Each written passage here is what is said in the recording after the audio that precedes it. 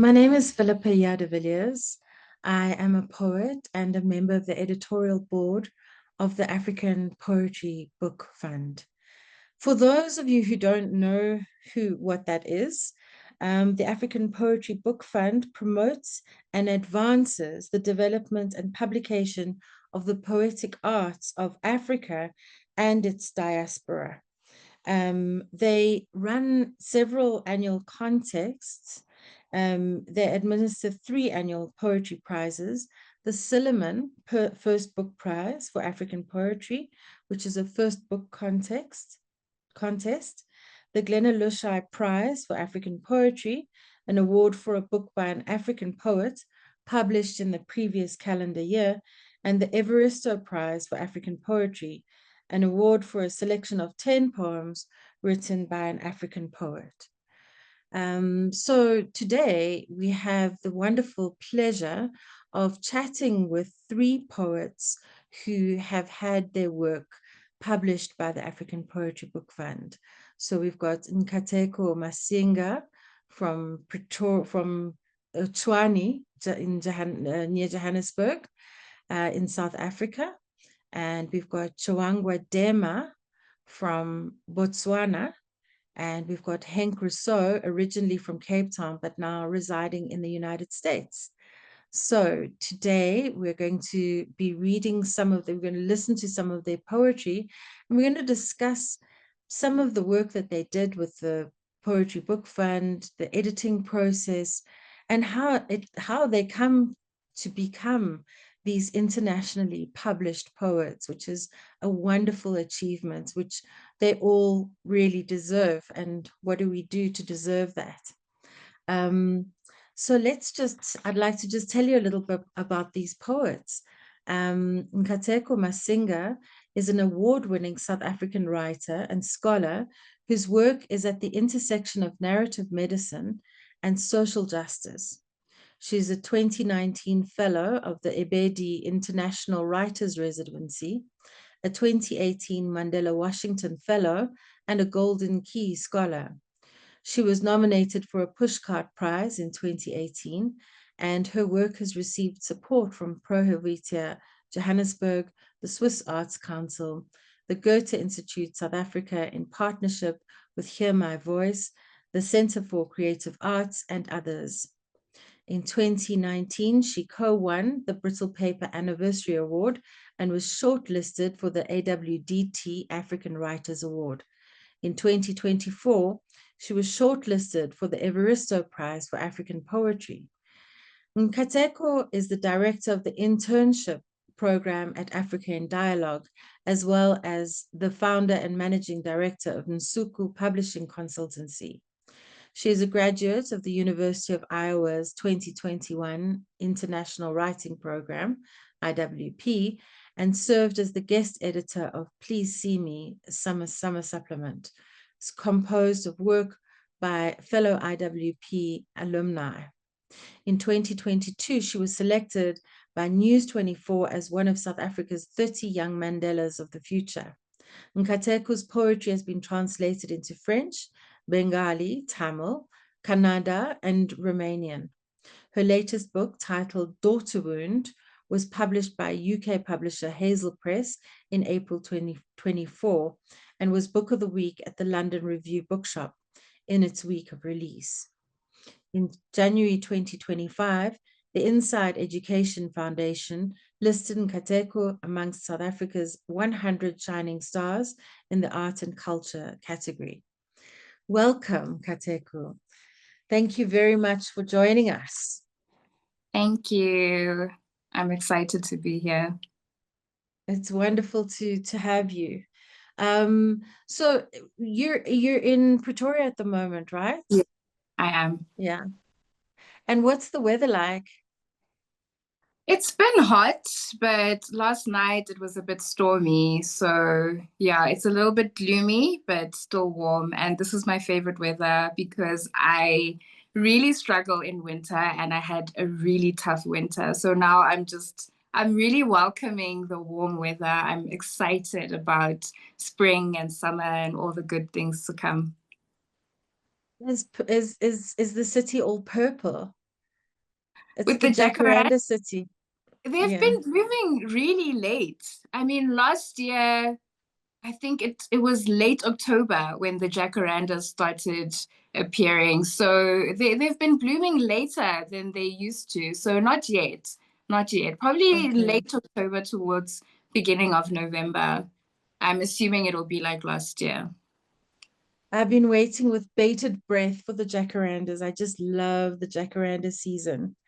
Me too. So, and then Hank Rousseau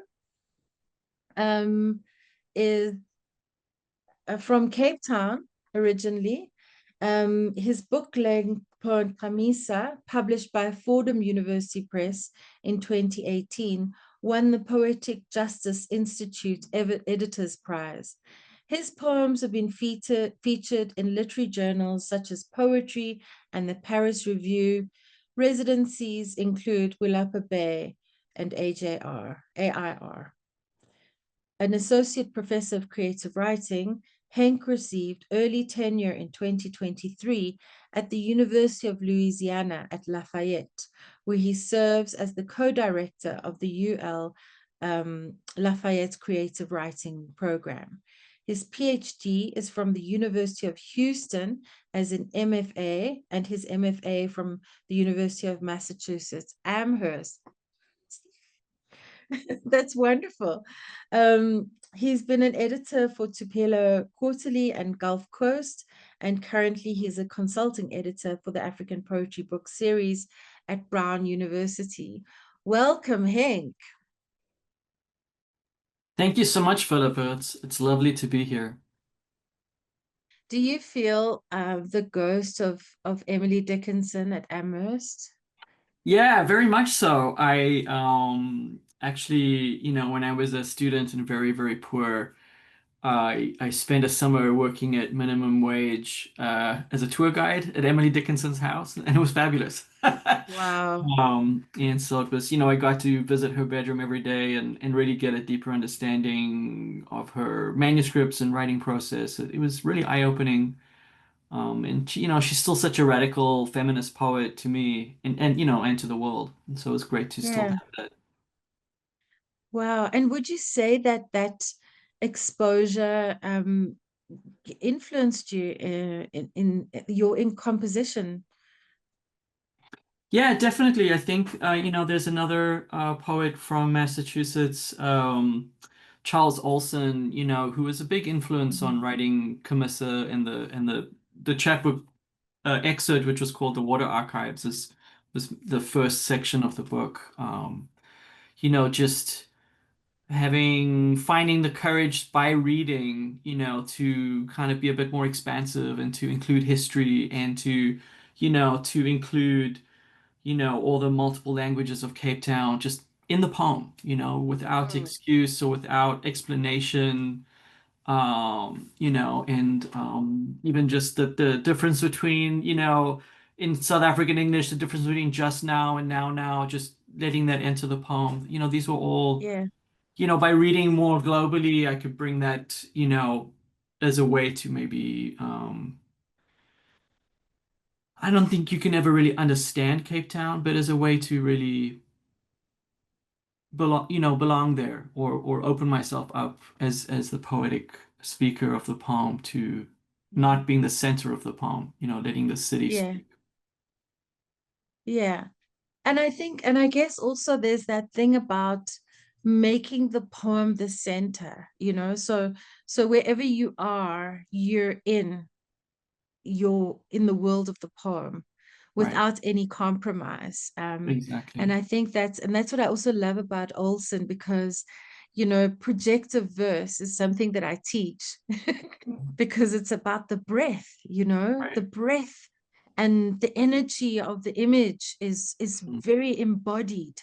And embodiment has become such a big word in poetry these days because we've become so disembodied. And Mm-hmm. so it's time for us to also revisit those texts and those techniques. Mm-hmm. They're very helpful for poets. And I Mm-hmm. think the other thing is that it sort of breaks, it rubbishes the false binary of page poet and performance poet, because Right. that's something that we always, it's an old chestnut that we keep passing around, but there is no real difference, you know. But then, you know, we'll hear from TJ, who's really spent a lot of time as a performance, doing performance poetry as well. So we'll carry on this very interesting conversation. Thank you very much, Henk. So Chawangwa Dema is a Botswana-based poet, arts administrator, and teaching artist. Her chapbook, okay, sorry, I'm just reading. I just want to make sure that I'm reading the correct bio. Excuse me. Okay. Let me start again. Chawangwa Dema is a Botswana poet, teaching artist, arts administrator, as well as a research associate in the creative writing department at the University of the Witwatersrand. Dema's chapbook, Mandible, was selected for inclusion in the African Poetry Book Fund's New Generation Poets box set series. Her first full-length collection, The Careless Seamstress, won the Silliman First Book Prize in 2018. In 2022, her eco-poetry collection, An Other Pastoral, was a finalist in the African Studies Association I Do Snyder Book Prize and named a notable book by Brittle Paper. Dema has since been appointed on an editorial board member of an African poetry book series and serves as a judge on the Evaristo Prize for African Poetry. Her essays and chapters on approaches to teaching poetry are published by Goldsmiths, University of London's Centre for Language, Culture and Learning, as well as in a special edition of the Modern Language Association. Recent translations of Chawangwa's books are available in languages including German and Brazilian Portuguese. Having begun her literary career as a spoken word poet, Dema also continues to collaboratively explore the oral through the medium of her celebrated poetry films. Thank you very much. Hello, Chawangwa. Hello, Phillippa. How are you? Hello. Hello, I'm fine. How are you? I'm good. I'm good. I can't complain. It's a little warm in Botswana at the moment, but you know. Warm and dry. Yes. Yeah. Well, I mean, we really are just very so spoiled with the three of you together, and I'm just so excited to hear from you. Since we actually managed to get you as a research associate at Wits University, we've had a chance to explore your work with more detail, and it's very interesting the way that you've come into the page, you know, and come into writing page poetry, you know, from those early days of neon poem, for example. So how does it feel to have made that evolution? Well, I don't know if it's so much an evolution as perhaps a bit of a dance, a sidestep. I don't think one loses. I suppose I believe that even poetry on the page, right, is a transcription of the thought in the head, right? You know, the feeling that you are trying to capture, right? Whatever inner landscape, as it were. And so I'm always kind of in conversation with myself. So I suppose I don't think that I leapt from one sort of form into another. I think they stay very much in conversation. I would hate to think that when someone encounters my poems on the page, that they simply lie there flat rather than, as you know, others have said, kind of an event happening, right? Constantly when the reader comes to the page. But it is exciting to be published. It was, especially more so in the beginning, quite challenging to think about what I imagined the differences to be between what I was already doing and very comfortable doing on the stage, and how I would translate that, as it were, onto the page. Yeah, I think it requires quite a lot of time and focused attention. And I was wondering about your studies, you know, going to do an MA, doing an MA in poetry at Lancaster University. How was that? Did that give you time to explore the poetics, your growing poetics? Absolutely. I mean, I believe in slowness, but perhaps a little bit too much. You know, I only have, as far as I know, this one life to live, and so the time is unknown but somewhat finite. And so that was really helpful, being part of a regimented kind of structured program, right? Somebody saying, I'm waiting on the other end of, you know, this set of poems that you have promised yourself and that you have promised me that you're going to pull together, right? So people are hyper disciplined, and they can do this without having a slightly more than imagined reader, right? Like somebody tangible, kind of a figure waiting at the end of all of this. But my supervisor, Tom Powell, will tell you I was constantly sort of negotiating with myself, coming to this moment. I never think the poem is ready. I always think I'm abandoning it too soon.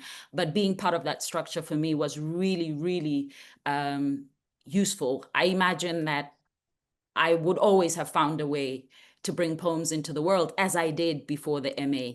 There was a lot there in terms of thinking about craft, and what I imagined it to be, right? Theory can be this kind of phenomenally kind of like massive, convoluted concept. And for me, it was about picking apart those threads and saying, well, what matters to me here, right? Why do I care about understanding how the poem works? What does that give me? And so, yeah, it was a fantastic experience for me, challenging, but I'm absolutely thankful I had the opportunity. Yeah, that's wonderful. And how about you, Nkateko? How would you say that your time at the Iowa Writers Workshop influenced and developed your skills as a poet? So I was part of a very special cohort of that program. So it was writers so it was a combination of journalists who write health-related news stories, and also health practitioners. So people working in the field, whether it be physiotherapists, medical doctors, dentists. So people who work in health, but then who also write, either they write about health-related matters, or they just are doctors who write. And so that was an amazing experience for me. I met a lot of people who were sort of navigating the same space that I was, of merging two passions together. So it was really interesting. It was something that they had never done before. It was something new that they were trying. There hasn't been another cohort like that. But for me, I learned a lot, because I realized that I'm not alone in having more than one passion. So it was expansive. It was amazing. It was, I really, I can't find the words for what that experience did for me, because prior to that, I had gone to the US for the Mandela Washington Fellowship, and there I had engaged with a program called Arts in Medicine. And so that had been sort of my introduction to the world of health humanities and narrative medicine. And so the Iowa program then just solidified what I had already learned when I was at Wagner for the Mandela Washington Fellowship. It's so wonderful to think about poetry infusing all these other spaces. you know. I mean, Henk, you're at the kind of coal face of cooking poets, you know, and developing poets and being immersed in poetry and just poetry. But it's just wonderful to hear about poetry that goes into medicine and into justice, you know, to change the word elsewhere in other ways. Because I really think that poetry is about change, you know. It is actually changing the world. And so on that note, I would love to invite you to start the readings. What do you think? How do you feel about that? Yeah, let's do it.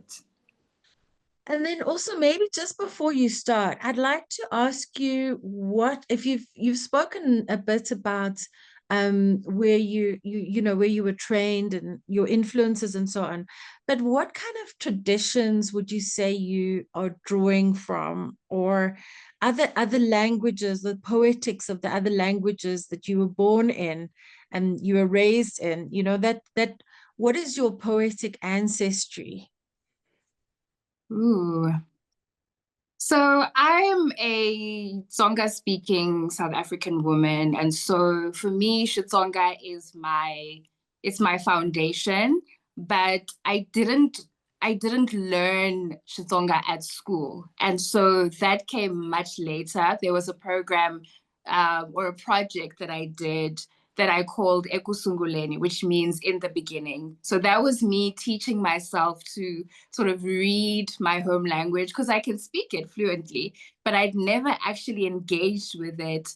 I was gifted a Xitsonga Bible, right? And the first word when I opened it was Ekusunguleni, which is in the beginning, which is the beginning of the Bible. And so Ekusunguleni was me saying, I want to learn how to create poetry in my home language because I'd never done that. But I've always been in love with words. I've always been obsessed with words. So for me, my primary school English teachers, my high school English teachers, they taught me everything that I know about poetry. So I've always been reading poetry. So for me, the world in its entirety has been my sort of introduction to poetry. I can't say that there's a specific, I'm obsessed with craft. I love the craft of poetry. So I think learning craft has sort of given me direction to say, okay, this is how I want to write. But just my lived experience has been how I navigate what I write. I write from because there's that saying that we don't see the world as it is, we see it as we are. And so I have my very unique lens through which I view the world. And that's also the lens through which I view and write poetry. Okay. Well, give us a taste. All right. Semantics of living. If I had known that the same words would mean one thing on a reference and another on my medical records, I would have asked for a different sword to fall on. Now I resign myself to this. Being committed to the institution where I finished my studies meant I was conscientious to the work at the cost of my health. Being committed to the institution where I finished my serenades meant that I was unconscious in the ward for the sake of my health. I have wanted to be admitted to the guild and to the hospital for different reasons. 1, to make a living. 2, to keep living.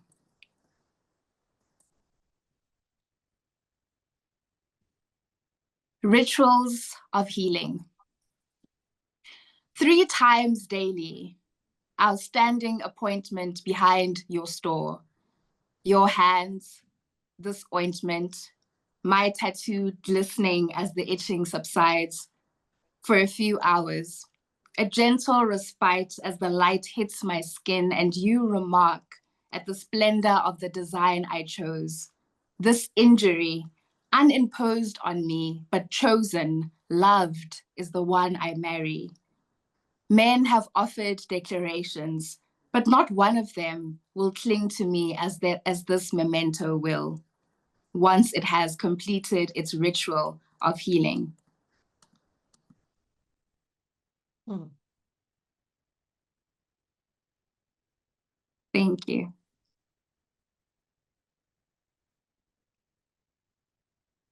New teeth.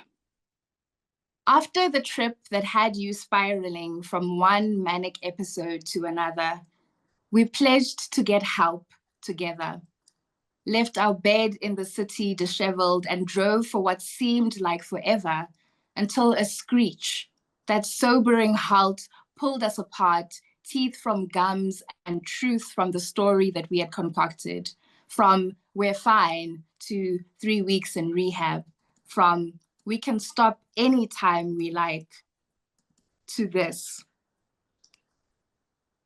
Your perfect mouth a bare boulevard, an open road unmarked, well, almost. Your remaining teeth, white vans veered off a curb of gums, like us that night, skidding to healing. You have new teeth now, porcelain veneers, the hard enamel of a resilient mouth, you say proudly as you tell this story.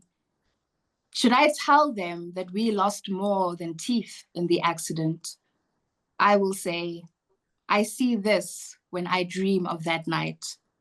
A child running towards me, laughing, mouth bare like his dad pre-implants, arms wide, hair and teeth just like mine. Hmm. Neon lights at noon.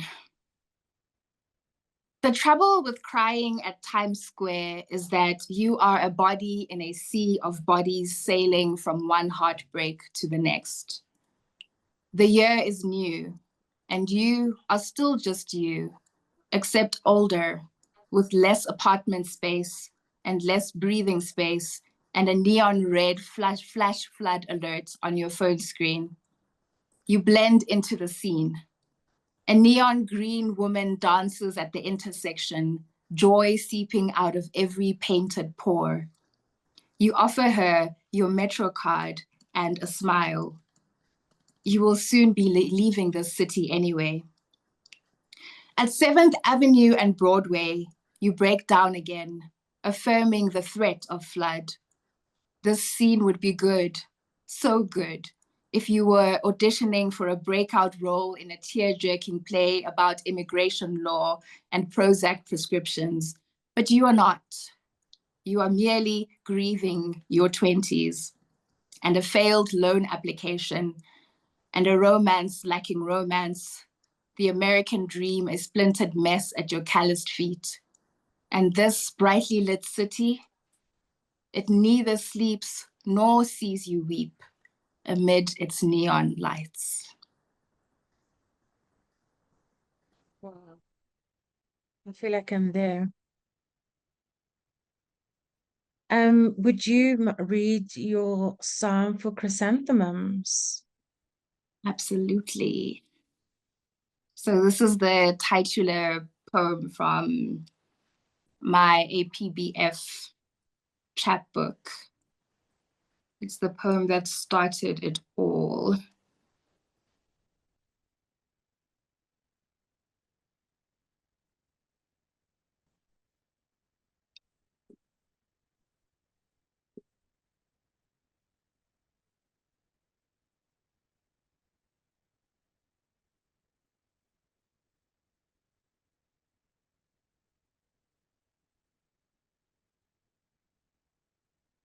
I'm still trying to get it to open. Sorry about that. Psalm for chrysanthemums. The flower of the month was in crisis. At first, the heading of the article startled me. It said, "Mums are not flowering." And I looked again, realizing I was reading a gardening magazine with closed chrysanthemum buds displayed. It was November, the month that our love bloomed. And I wished we could give a petal or two away to the poor chrysanthemums. You laughed, said I was silly, and that I should just pray for rainfall. I did. I prayed all week, chanted, rain, rain, rain. And the chrysanthemums flowered that Saturday. Rain is another name for love, I'm certain, because in our old garden is where I am now, again, this time for us, for love to grow in your heart again. I will chant love, love, love on a night in mid-February, out of season, but just in time for a few chrysanthemums, and maybe just in time for us. Thank you so much. So when you shared it before, Hank pointed out the musicality in the title, the Psalm for Chrysanthemums.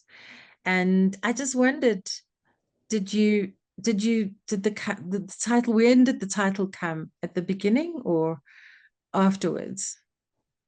So we used to get this magazine at home. You know, those free, when you get your newspapers and there's free little Supplement. Yes, the supplements. So there was one about gardening. And so there was this particular edition of that supplement that where the heading or the headline was mums are not flowering. And so for me, the word mums has always been associated with, motherhood. So I thought, okay, is it like a special Mother's Day edition of this? And I thought it's about, mothers wilting away under the weight of all the responsibilities they have. I didn't know what mums are not flowering meant. And so I opened it and I realized that they were talking about chrysanthemums. So they use mums as like a shortened version of the word chrysanthemums.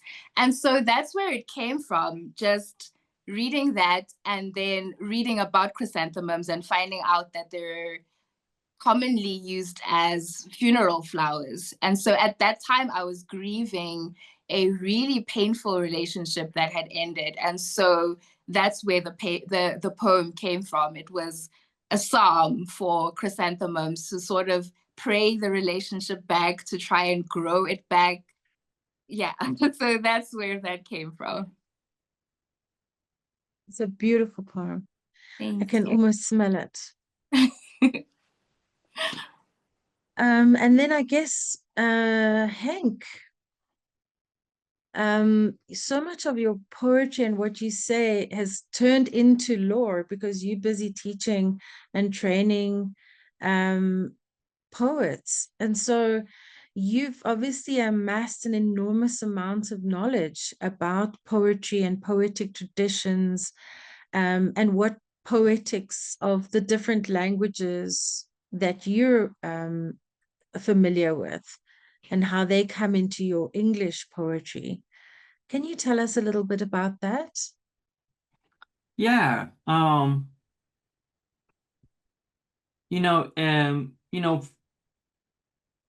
One place that my lineage begins in Cape Town as a poet is with Sandile De Villiers, who's dead now.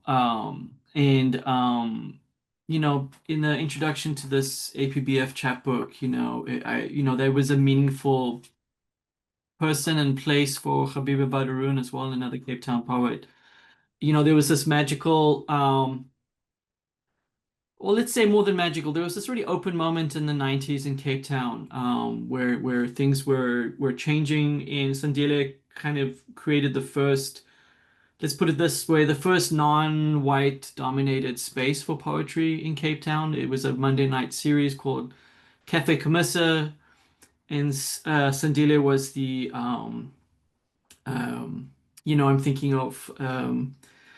I'm thinking of Cabaret, was the person that made everything happen, and would always read from Telegraph to the Sky, every Monday. And for me, that was the moment where I was like, this is poetry, and this is what I want to do. And there was a kind of permission granting moment for me in Sandile's presence, that poetry could bring people together. It could not exactly erase history, but maybe that sidestep. Um, Chawanga spoke about earlier, into another way of being and being together. So for me, I think poetry was a way of sidestepping the kind of myth, the very romantic white male myth of poetry as the lonely genius, the works of lonely geniuses, and being instead, poetry is about us and us being together.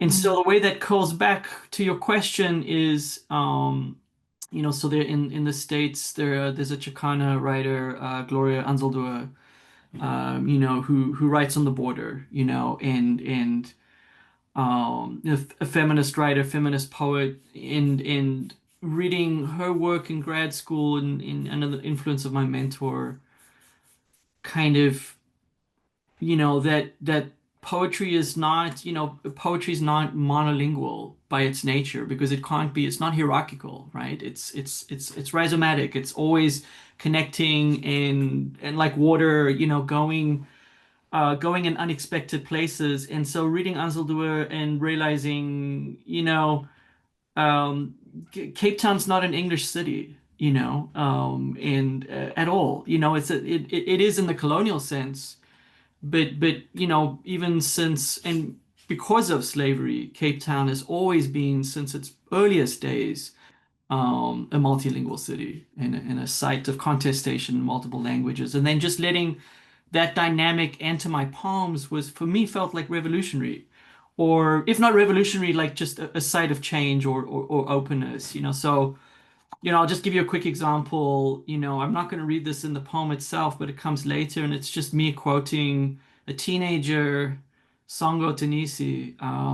The city is tidal. In the day, people stream into the city to Sabenza, to Teta, to be here by the sea. I take the bus from Philippi for over 2 hours to get to high school here. At night, the tide of us departs, and it's the Umlungu seafoam city again, the white crest. And just, I'm not I don't speak Xhosa, but I wanted to, in this many other moments in the book like this, I wanted to acknowledge the continual destruction of colonial languages in Cape Town and the continual sense of other languages code switching constantly, because that's the way Cape Townians speak, and that's why so many people in the world speak, is to let all their influences, linguistic influences overlap, kind of like waves. And so that became the kind of, by thinking through, well, from Gloria Anzaldúa, who code switches in her writing, and even in her academic writing, she's constantly going back and forth between English and Chicana Spanish. Kind of was a moment of courage. It was like, well, maybe I could honor Cape Town in that way and just let other voices, be channeled onto the page. Yeah. And also shatter that sort of white hegemony of identity, Right. because like I think poetry is also a space where we don't know what is in us. We don't know. We find things. And, to have Sandile Dekeni, who wrote the most beautiful poetry in Afrikaans, Right. like claiming this, like it is traditionally a Black language, but it's so contested in South Africa, Mhm. you know. So, but would you like to grace us with some Kamisa? Absolutely.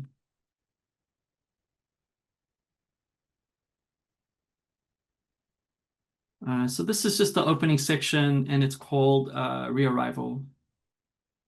Mm. The loops of telephone wire on creosote poles copy in dusk-lit sine waves the arcade flight pattern of the city's starlings. Red-winged, shadow-bodied birds cloud the stone courtyard of the Dutch East India Company's slave lodge, in parking garages and eaves. This is civil twilight. I have been absent for 7 years. Murmuration, collective noun for the cloudburst of starlings in the early winter sky, my brother says. Starlings on the telephone wires line the foothill streets of Walmer Estate.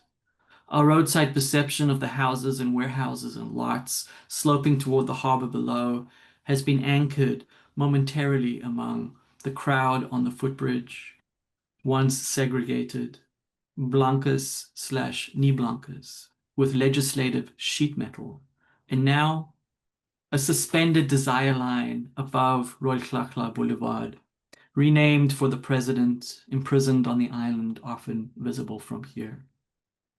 The tarmac with his name contours against the table-shaped mountain as it bisects the city.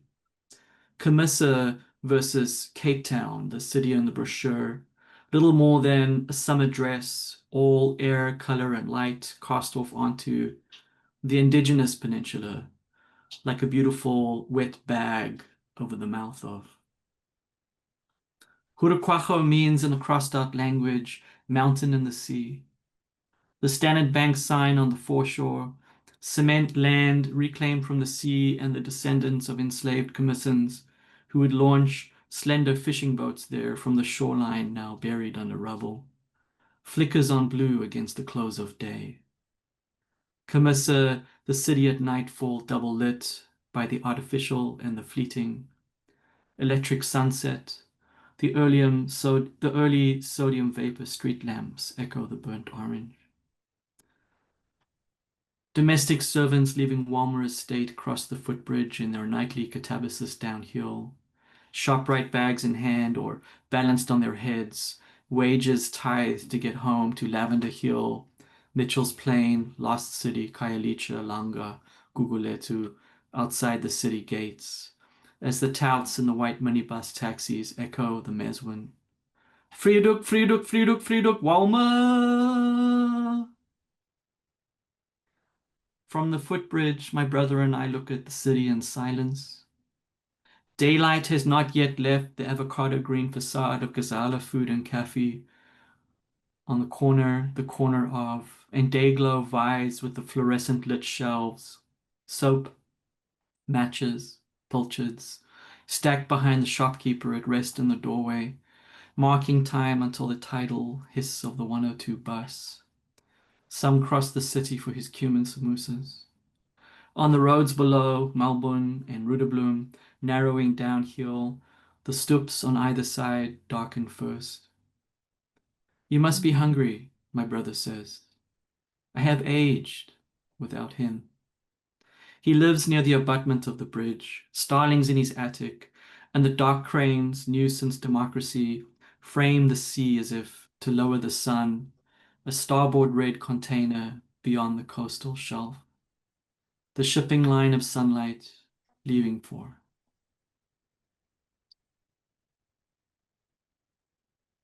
Thank you so much. Wow.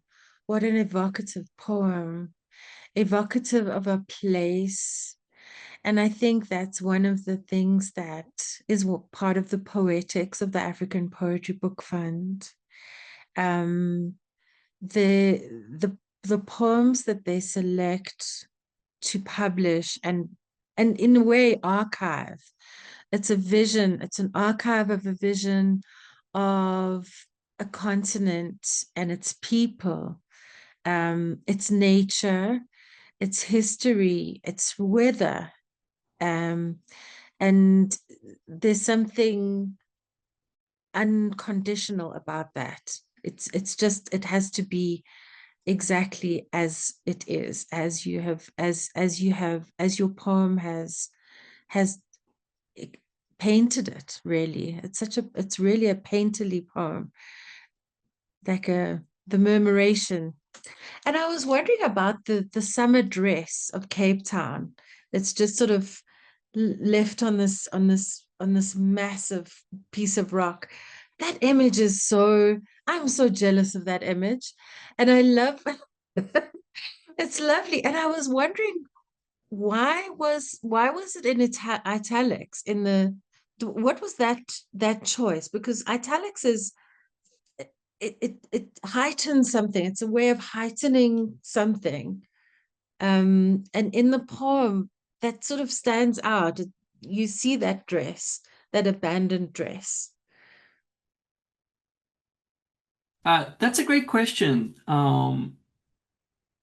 You know, that image of the summer dress is paralleled with this image of the wet bag over the mouth, over the, you know, and kind of juxtaposed with the indigenous peninsula. And you know, because Cape Town is a double city, you know, and so it's this extraordinarily beautiful city that I go home and I just gasp every time, no matter how long I've been away. You know, there is this kind of nonchalance, this that's where the summer dress image came from, you know.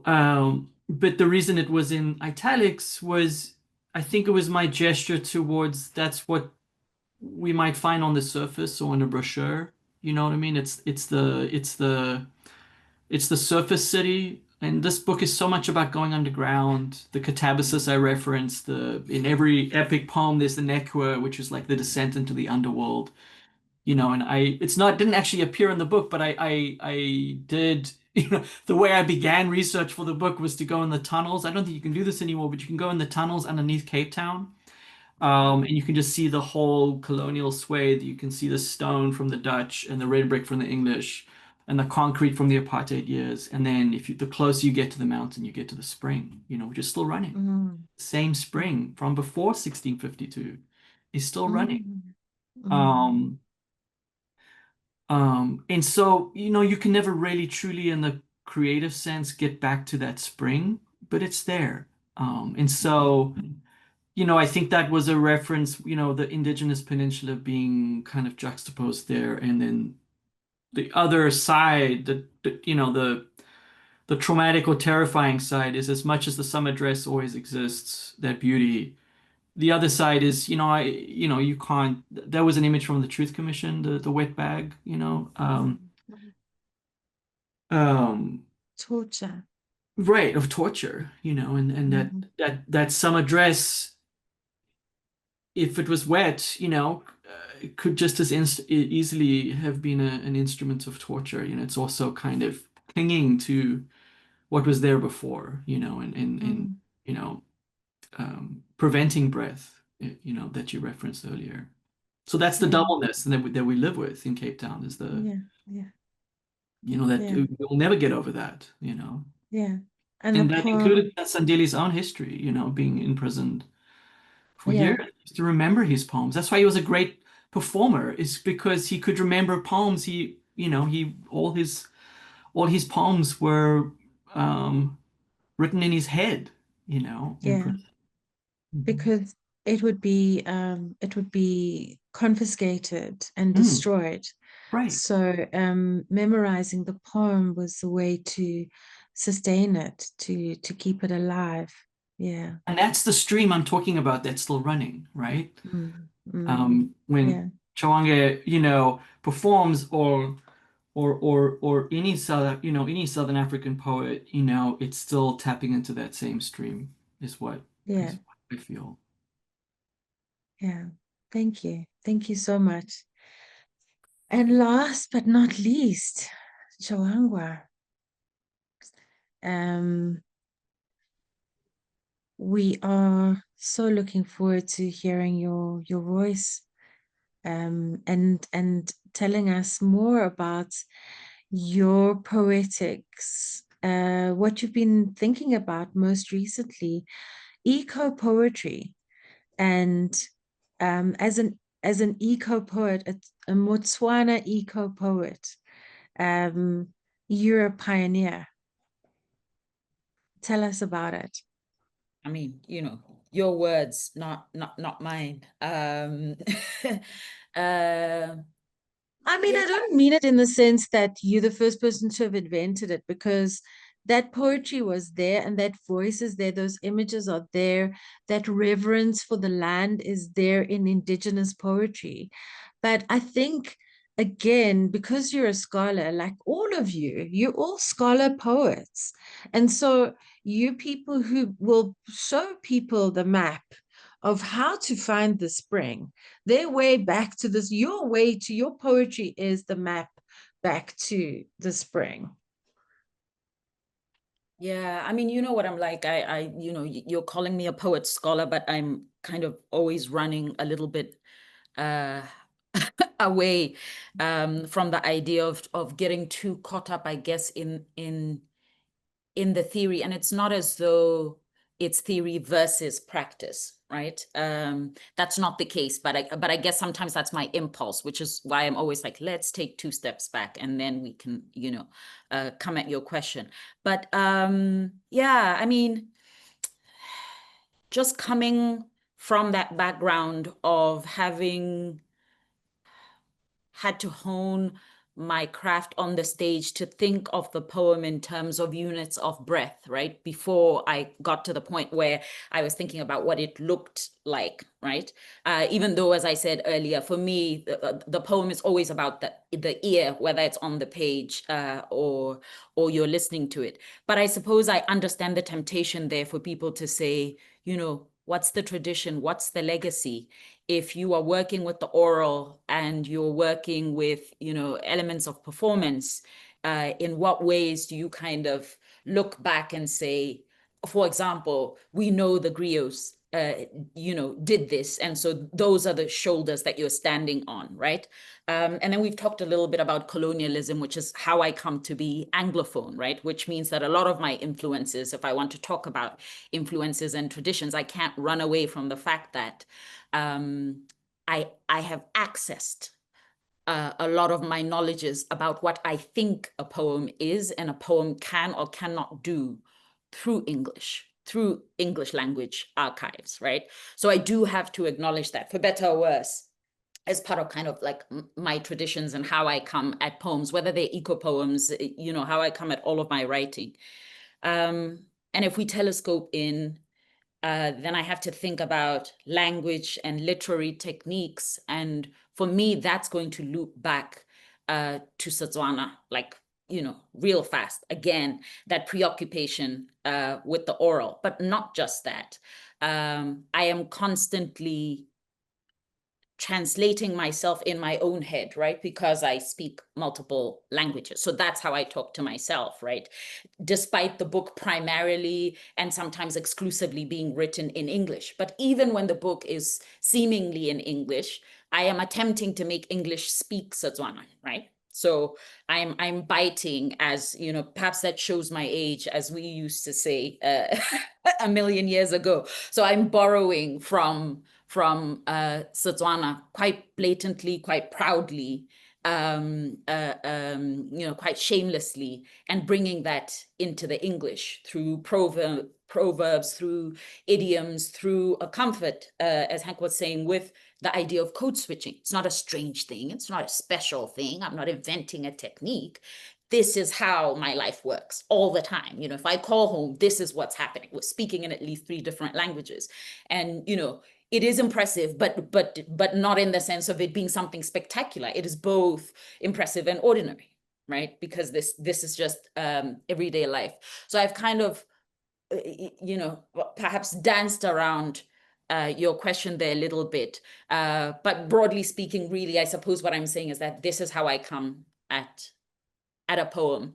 This is where I imagine my poems rest, right? While I'm trying to pull on them and build them, this is what's happening underneath them.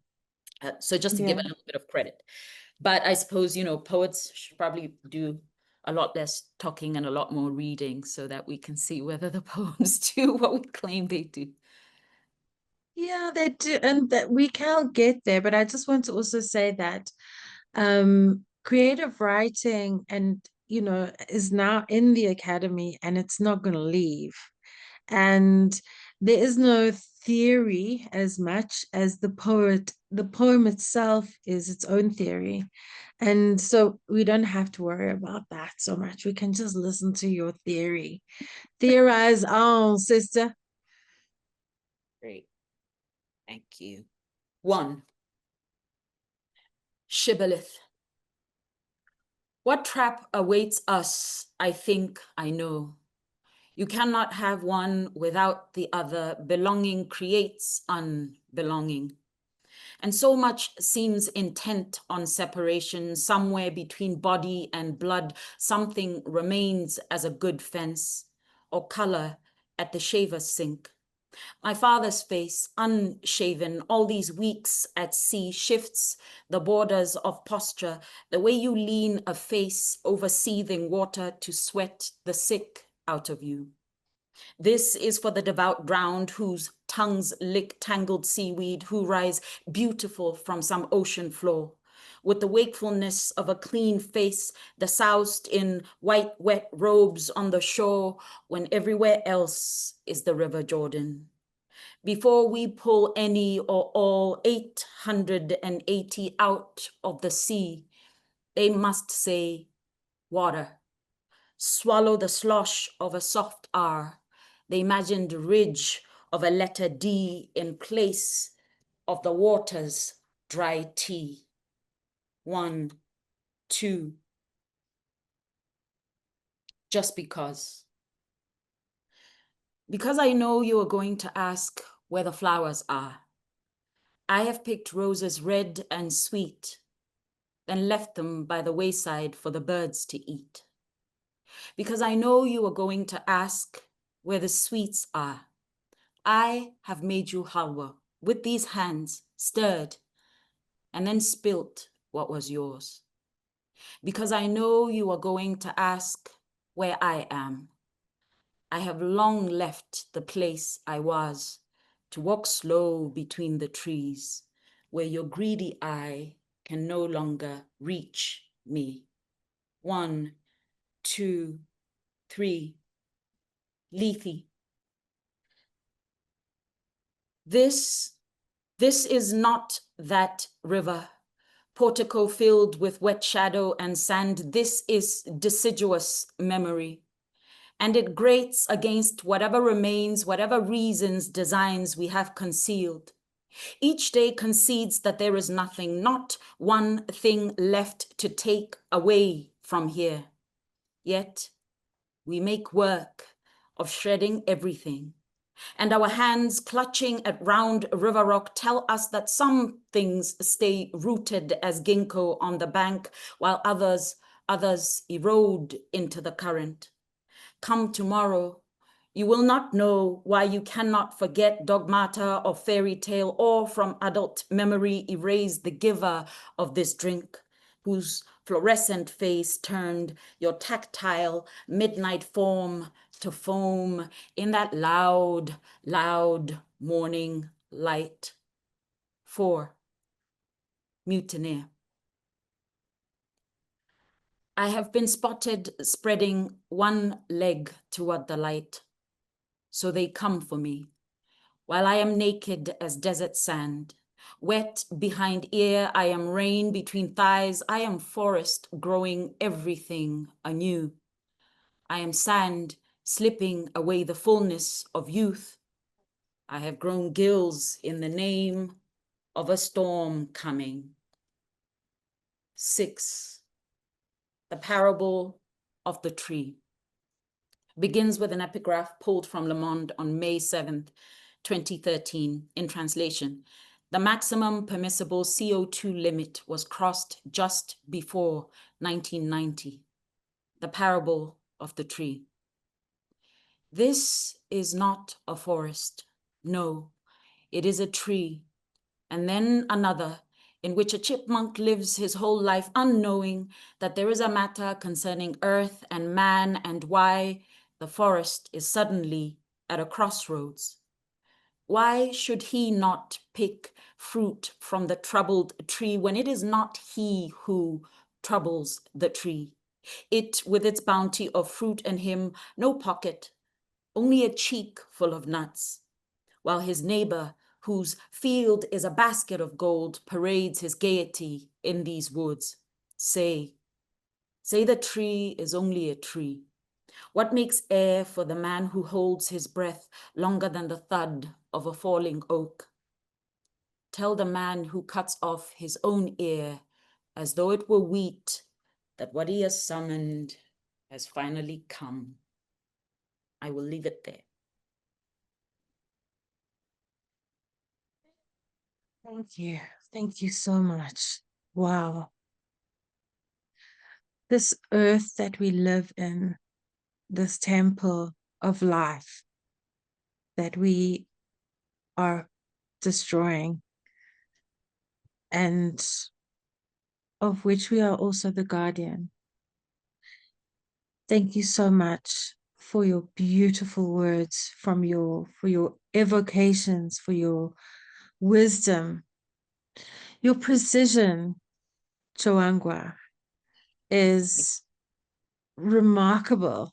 You know, those poems are like a blade, you know, they're so precise. What would you say, if you could say it quite briefly, um, if, was the biggest learning from being published by the African Poetry Book Fund, the editing from Kwame and Chris, you know, the eye of Kwame and Chris? I mean, you know, I wish I could say something quippy and cool and memeable, if there's such a thing. But really, it's, you know, it was the classics. It was learn to listen and listen actively, right? It was read and read again. You can never read too much. It was accept the fact that writing is a project of failure, but that failure is not a bad word. It's an opportunity to do better, to learn how to ask better questions, to learn how to read something you already read 5 years ago and dismissed or loved madly, and you return to it. And there's a complexity there because you yourself, you know, are shifting as a human being. And so, yeah, just because you said briefly, I will kind of leave it there and say, you know, for me, it was a lot of that. It was listening sometimes to a constructive criticism that you know, I didn't want to hear. I love this poem. This is my darling, and so nothing will part us, right? There is no blade shall come between us, and so on and so forth. And then just realize that, yeah, so some of this works. Your instincts are there. No one is saying you're not a poet. No one is saying this is, you know, not a poem. But if we are talking about the ambitions that are possible, looking at what you have begun to do here, there is further work that you can do. So basically, just kind of constantly always be willing to come at poetry as work. You can play pedagogically, productively, right? You can explore, you can have fun. You should certainly read for pleasure, not always for instruction, but that it is work. And so if this is a thing that you're going to do, it's work. And so all the implications are there for focus, for discipline, for learning the names of the bits and pieces, the way a mechanic who loves vehicles and who's good at working with vehicles would bother, you know, to learn that. Yeah. Thank you so much. Thank you so much. I feel edified, and I know that the viewers of this reading are going to feel that as well. Thank you so much for sharing your work. I really appreciate all of you, and thank you very, very much.